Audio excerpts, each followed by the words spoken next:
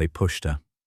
3 sets of hands, laughing, wine-flushed, cruel in the way only friends could be cruel, shoved Alessia forward, and her feet betrayed her, carrying her stumbling out of the shadows and onto the polished stone floor of the great hall. The music swelled. Every torch in the iron sconces seemed to lean toward her, and the man standing at the center of the floor, the one every living soul in the Northern Territories knew by the weight of his silence alone, turned his head. Alpha King Valdrin Ashgrieve had not danced in 7 years. Everyone knew this. It was not a preference. It was a fact of nature, like winter or death. The king did not dance. The king did not smile. The king stood at the edge of every gathering like a shadow carved from granite, watching his court with eyes the color of ash and frost, and no one was foolish enough to approach him uninvited. Alessia's hands were shaking. She could feel the laughter behind her, could hear Madden's breathless whisper, "Go, go, it'll be hilarious." And she understood with perfect, sinking clarity that she had been chosen for this humiliation precisely because she was the one who could afford it least. A healer's apprentice, daughter of no one, barely tolerated in the fortress at all, and only because old Revna needed someone to grind the yarrow and wash the bandages. She was not supposed to be at this feast. She was not supposed to be on this floor, and she was certainly not supposed to be standing 3 paces from the most dangerous wolf alive, with her hand half extended and her heart slamming against her ribs like a trapped bird. She almost turned. Almost. But then he looked at her. Not through her, not past her, not with the distant glacial dismissal she had seen him aim at lords and warriors and daughters of noble bloodlines. He looked at her the way a man looks at something he has been searching for in the dark. His wolf went still. She saw it happen, the flicker behind his eyes, the sudden tension that locked his shoulders, the way his breath stopped. Just stopped. As though his lungs had forgotten their purpose. And then, impossibly, catastrophically, in full view of every alpha, beta, and ranked wolf in the Northern Territories, Valdrin Ashgrieve reached out and took her hand. His fingers closed around hers, not politely, not gently, the way a drowning man grips the edge of a boat. The music had shifted, something slower, something old, something the string players seemed to pull from memory rather than notation. His other hand found the curve of her waist. She felt the heat of his palm through the thin fabric of her dress, and something inside her, something buried so deep she had no name for it, lurched awake. "I don't know the steps," she whispered. "Then follow mine." His voice was low, not a command, a lifeline. She followed. 1 turn, 2. The hall had gone quiet in a way that had nothing to do with the music. She could feel the weight of every gaze, could hear the whispers spreading like fire through dry grass. She told herself she would pull away after the next measure, make some excuse, laugh it off, survive the aftermath. But his hand did not loosen, and the music did not stop. Couple after couple drifted to the edges of the floor. The space around them widened as though the court itself was stepping back to watch something it did not understand. His eyes never left her face, not once. Not when Lord Greymane murmured something sharp to his beater. Not when the Dowager Lady Sethara rose from her carved seat with an expression that could have curdled wine. 3 songs.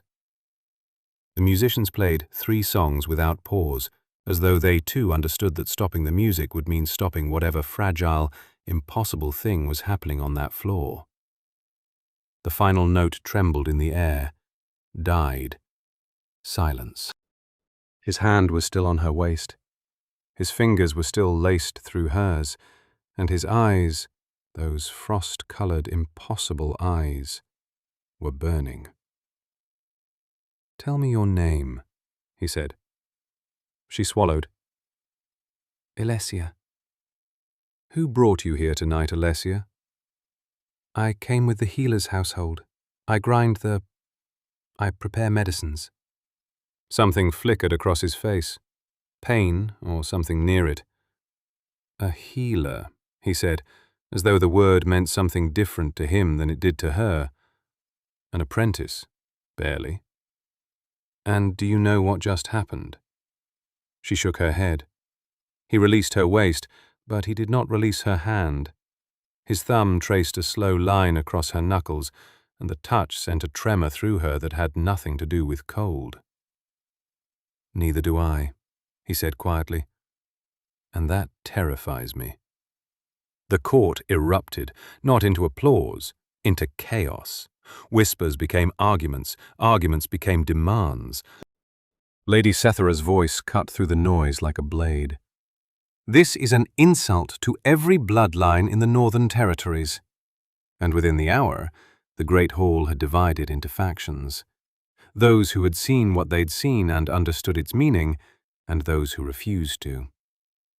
The Alpha King had touched an Omega-ranked healer's apprentice, had held her for 3 songs, had looked at her as though she were the first warm thing he'd encountered in 7 frozen years. And he had not let go. They gave her a room, not the servants' quarters where she'd been sleeping on a straw pallet beside the drying racks, a real room with a hearth and furs and a door that locked from the inside. Cale, the king's beta, had arranged it personally. He said nothing as he handed her the key, but the look he gave her carried the weight of a man who had been watching his alpha die by inches for 7 years and had just seen the bleeding stop. Alessia sat on the edge of the bed and pressed her hands together to stop them trembling. She was not stupid. She knew what a mate bond was. She had heard the stories, the recognition, the pull, the wolf's certainty that preceded the mind's understanding. She also knew what happened to women who were claimed by men far above their station. The stories did not end well. The stories ended with challenges, with poison, with bodies found at the base of cliffs. A knock. Not a guard's knock. Too quiet, too careful. She opened the door. He filled the frame. Still in the formal black of the feast, though the collar was loosened now, and she could see the edge of something beneath. A scar, thick and silver, running from his collarbone down beneath the fabric. It pulsed with faint frost, thin as spider silk, like something alive and feeding. "You should not be here," she said. "No." "Lady Sethera will." "Lady Sethera," he said, and the words carried the weight of someone who had stopped caring about consequences approximately 3 hours ago, "is not the alpha of these lands." "And the alpha of these lands is standing outside a healer's apprentice's door at midnight. That will not help either of us." A pause. The ghost of something that might, in a different man, have been a smile. "May I come in?" "No." He looked at her, really looked, and she watched something shift behind his expression. Not anger, surprise. The genuine, disarmed surprise of a man who could not remember the last time someone had told him no.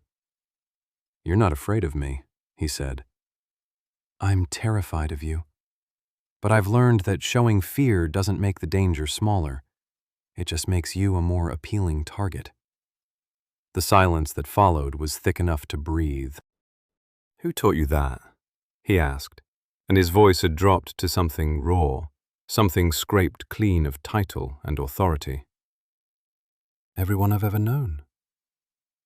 He looked at her for a long time. Then he stepped back from the door. "Lock it," he said, "and know that there is not a wolf in this fortress who will touch you. Not tonight.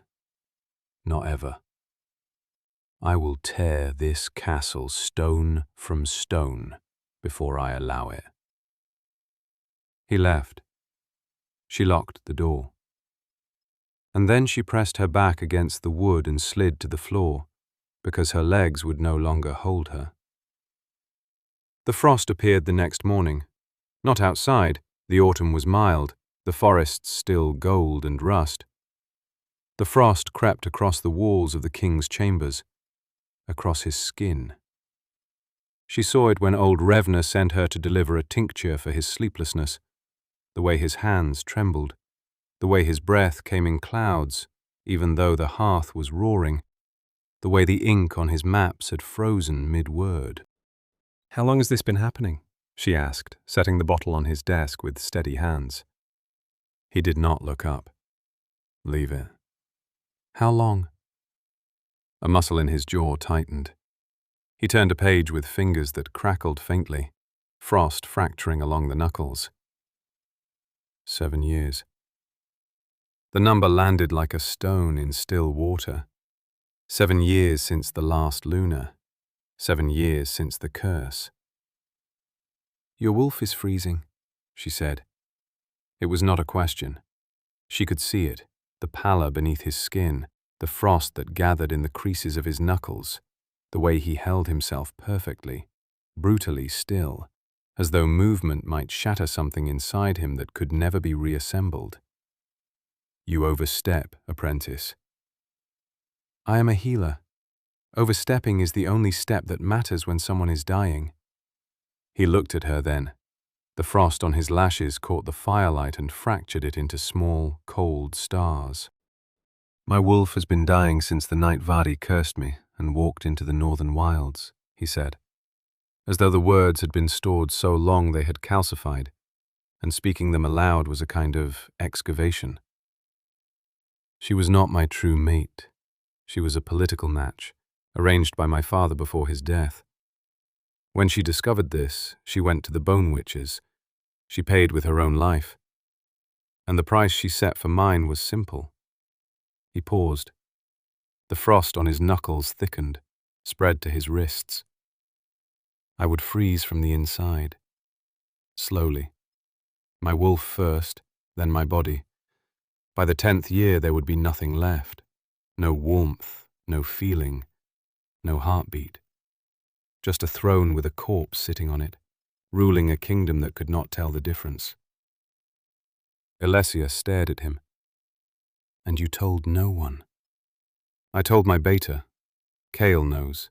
The healer Revna suspects." He met her eyes. Something cracked in his composure. A fissure, thin but deep, running through the mask he wore like armor. "And now you know. So I will ask you what I have not asked anyone in 7 years. Why are you not running?" "Because you don't need another person who runs." The words landed somewhere beneath his defenses.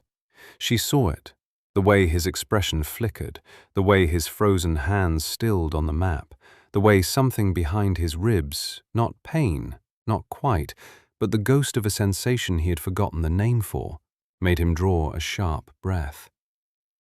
"When you took my hand last night," he said, very quietly, the frost receded. For the first time in 7 years, I felt warm. The air between them changed.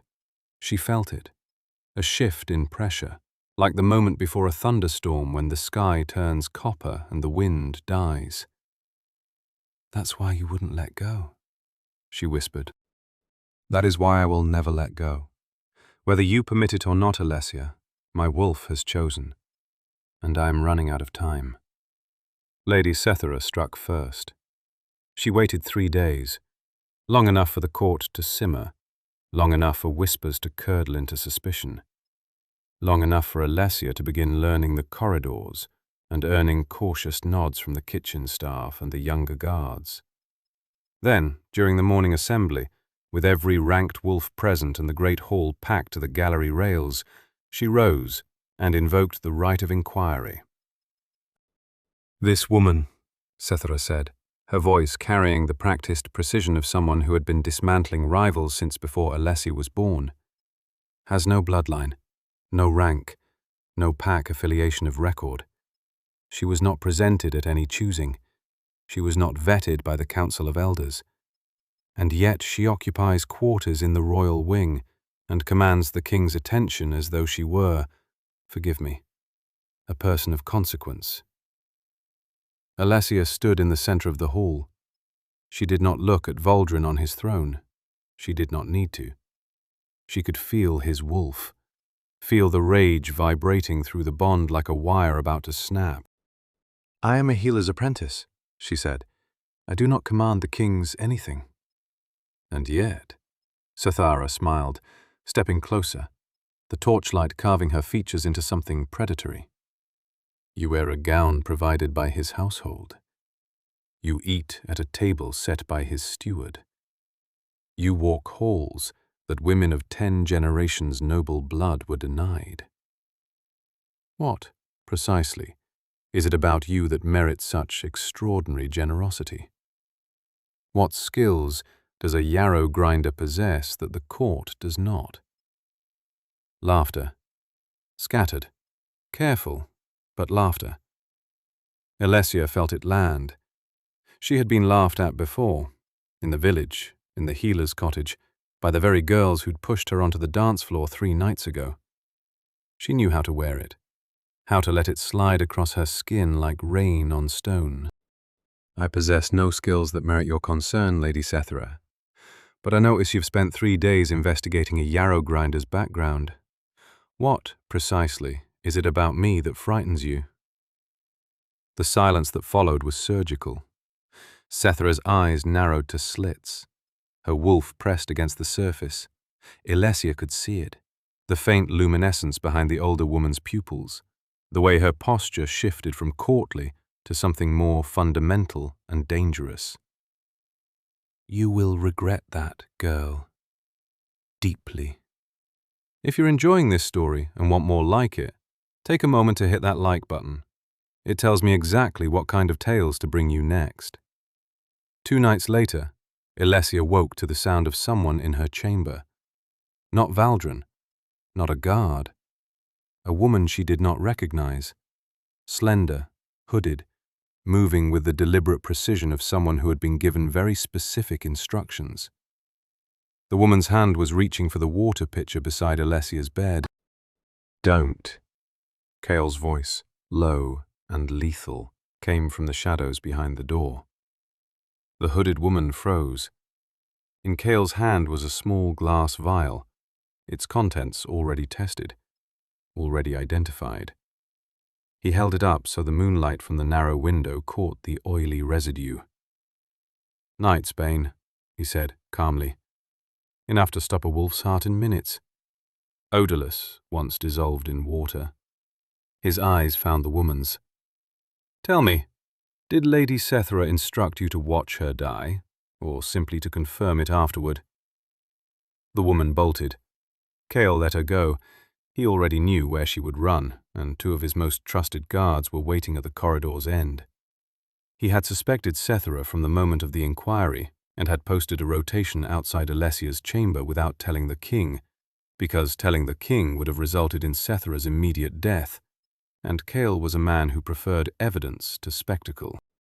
Alessia sat in her bed with her hands wrapped around her knees and understood, with absolute clarity, that Lady Sethra did not intend for her to leave this fortress alive.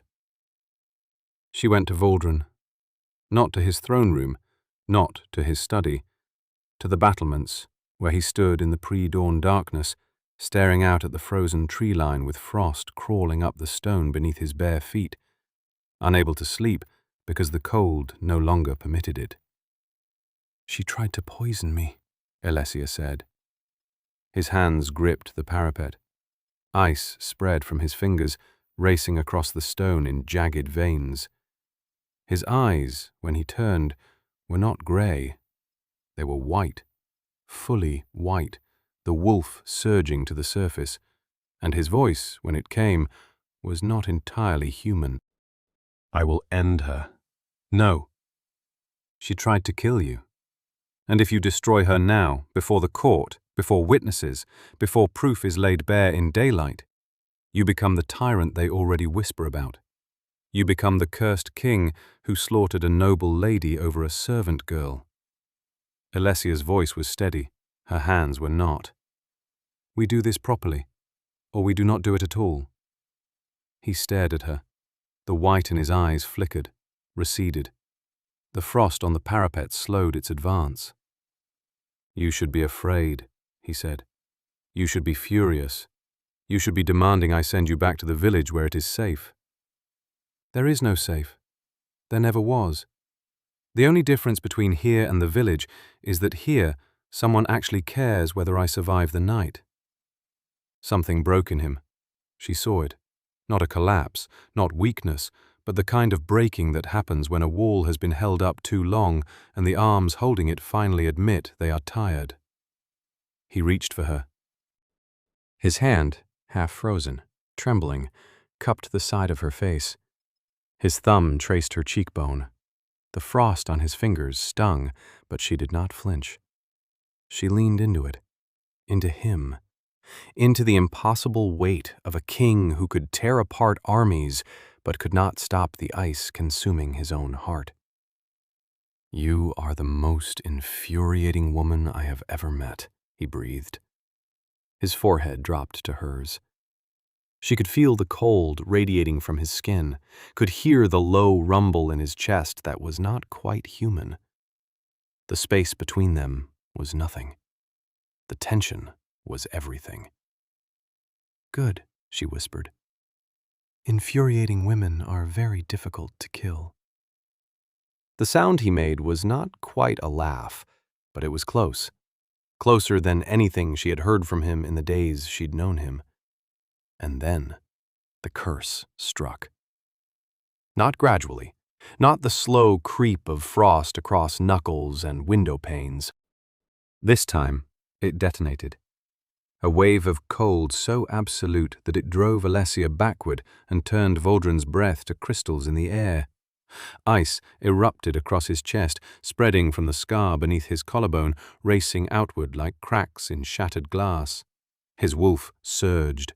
She could see the shift trying to take him, his bones cracking, his jaw elongating, claws bursting from fingertips that were already encased in ice. He collapsed against the parapet. "Vaudrin." "Stay back." The words came through teeth that were lengthening, through a throat that was closing around frost. "The closer you are, the more the bond strengthens, the harder it fights. It knows. The curse knows I'm feeling again. It knows I want to live." She understood then. The curse was not merely a timer counting down to death. It was a predator. It fed on hope. Every moment of warmth he felt, every touch, every conversation, every time his heart beat faster in her presence, gave it fuel. The curse had been designed to ensure that love itself would be the instrument of his destruction. Vari had been thorough in her hatred. Alessia knelt beside him on the frozen stone. The cold bit into her knees, burned through the fabric of her dress. She could feel the curse through the bond, a black and howling thing, a dead woman's rage preserved in ice and magic and fed by 7 years of patient, relentless hunger. "Then let it fight," she said. "I am not leaving." His eyes found hers through the frost, white, terrified, dying. "Alessia, please." "You held my hand on that dance floor when you could have walked away. Now I am holding yours." She took his frozen hands. The cold hit her like a wall of black water. It flooded up her arms, into her chest, wrapped around her lungs and squeezed. She heard the curse, heard it as though it were alive, a sound like cracking glaciers and howling wind, and a woman's voice screaming from a place beyond death. "He is mine." He was always mine. He will die in the cold and the dark, and no warmth will ever reach him again. Alessia held on. The frost climbed her wrists, her forearms. She felt her skin go numb, felt the cold burrow past muscle and into bone. Her vision blurred. She felt her knees buckle, but she did not let go. She pressed her forehead against his frozen hands, and she thought of warmth. Not an idea of it, the specific, lived memory of warmth. The healer's kitchen on a winter morning, steam rising from a clay cup, the smell of dried lavender and burning oak, the way sunlight fell through a cracked shutter and turned everything gold. the weight of old Revna's hand on her shoulder, saying, "You'll do, girl, you'll do just fine." The sound of rain on a thatched roof, small warmths, real ones, the kind that accumulate in a life lived without power or prestige, but with something far more honest than either. She pushed that warmth through her hands and into his. The curse screamed. It fought. Frost erupted across the battlements, across the courtyard below, shattering the glass in 3 tower windows and sending guardsmen stumbling. The cold intensified. Her fingers went white, then blue, then a color beyond description. She could feel the curse clawing at her, trying to freeze the bond itself, trying to turn the connection between them into another cage. Her hands were burning. The cold had crossed into agony, into something beyond temperature, into the pure distilled pain of a curse that did not want to die. She held on. She held on because no one had ever held on for her. She held on until the screaming stopped.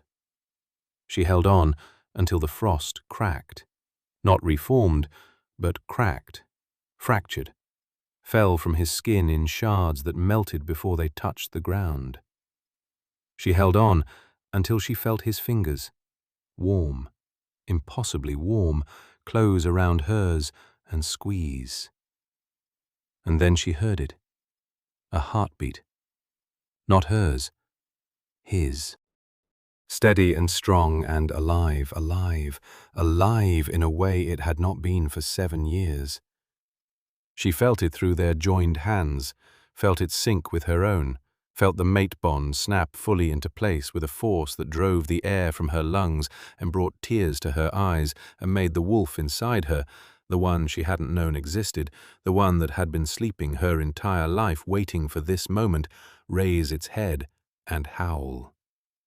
He was gasping, gasping like a man who had broken the surface of black water after 7 years beneath it, who had forgotten what air tasted like, what warmth felt like, what it meant to be alive. Color flooded his skin. The frost receded from the stones around them. The pre-dawn sky lightened as though even the darkness was pulling back. His hands came up, unfrozen, trembling, warm, and cupped her face. "Alessia." His voice cracked on her name, just her name, nothing else, as though it contained everything he had ever wanted to say and never had the warmth to speak. She was crying. She hadn't realized it until she felt his thumb trace the path of a tear across her cheek. "You impossible woman," he whispered. "You stubborn, reckless, impossible woman. You were dying. And you walked into the cold and held on. Someone had to." He kissed her. Not carefully, not with the restrained precision of a king performing an act of state. He kissed her the way fire kisses kindling, desperate, consuming, total. His hands in her hair, her fingers gripping the fabric of his shirt, the mate bond singing between them like a struck bell, resonant and irreversible. When he pulled back, his eyes were no longer frost-colored.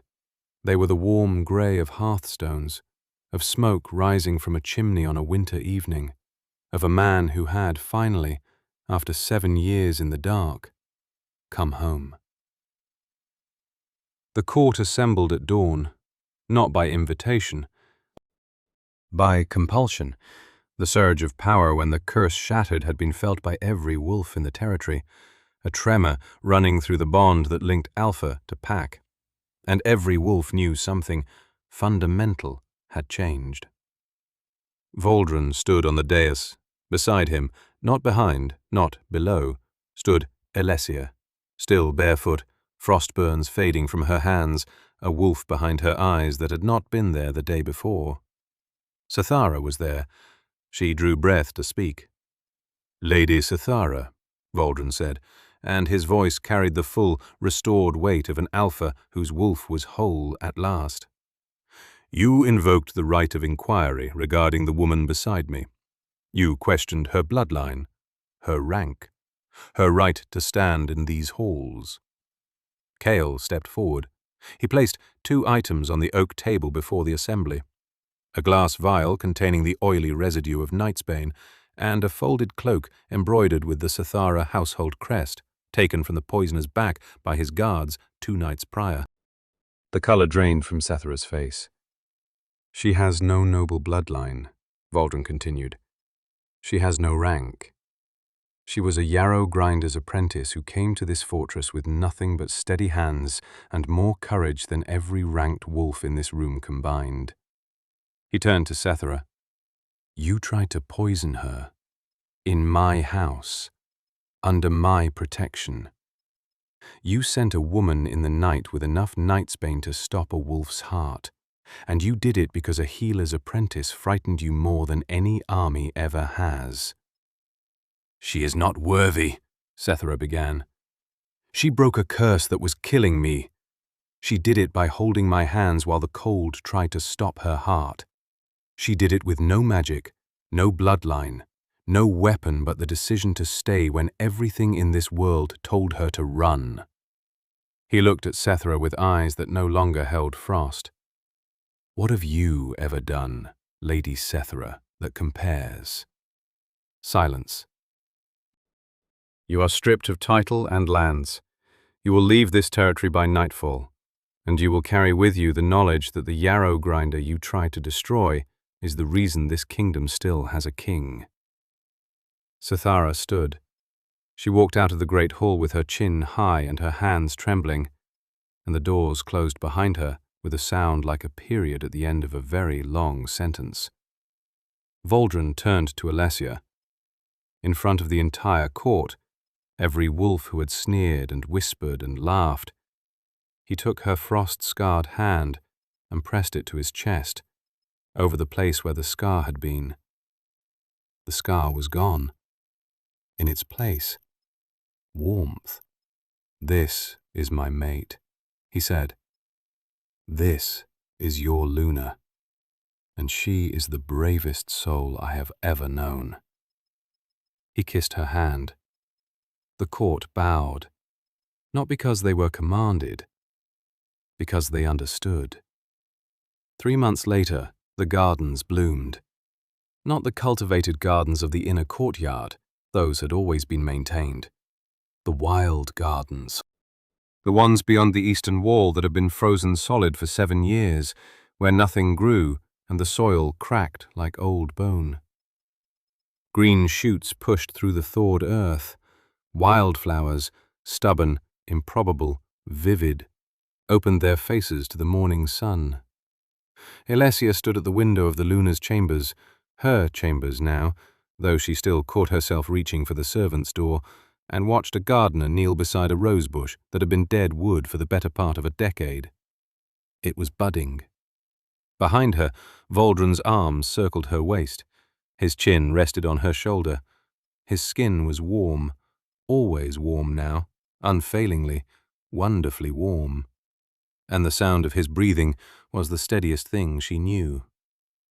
"A letter arrived this morning," he said, "from a village to the south, from a woman named Marin." Alessia stiffened. "She sends her congratulations to the Luna of the Northern Territories. She says she always knew you were destined for extraordinary things." A pause. "She also begs an audience. Apparently life in the village has grown somewhat difficult since word spread about what happened at the feast, about who pushed the healer's apprentice onto that dance floor, and why." Alessia was quiet for a long time. "Let her wait," she said. "I have yarrow to grind." He laughed. It was still a new sound, rough-edged, unpracticed, surprised out of him more often than offered deliberately. She collected each one like a precious stone. "You are extraordinary," he murmured against her hair. "I am a healer's apprentice who doesn't know the dance steps. You are the woman who walked into the cold and held on." He turned her gently to face him.